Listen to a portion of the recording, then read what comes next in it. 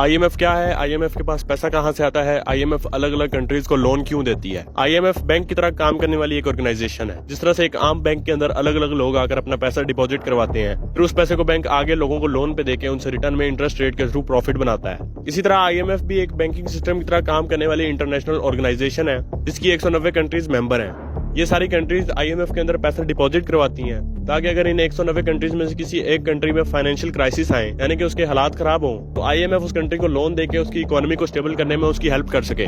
अब ऐसा नहीं है कि 190 की 190 कंट्रीज आईएमएफ के अंदर पैसा डिपॉजिट करवाती हैं। मिसाल के तौर पर हमारी कंट्री पाकिस्तान, अब हमारी इकोनॉमी इस काबिल नहीं है कि हम अपने मुल्क का बजट भी चलाएं और आईएमएफ के अंदर भी एक्स्ट्रा पैसा डिपॉजिट करवा सके। अब सवाल ये पैदा होता है कि जब पाकिस्तान इस काबिल ही नहीं है कि आईएमएफ के बजट के अंदर ये कंट्रीब्यूट कर सके, तो पाकिस्तान आईएमएफ का मेंबर क्यों है और आईएमएफ पाकिस्तान को बार बार लोन क्यों देता है, जबकि आईएमएफ ये भी जानता है कि पाकिस्तान को दिया हुआ पैसा उनको वापस नहीं मिलने वाला।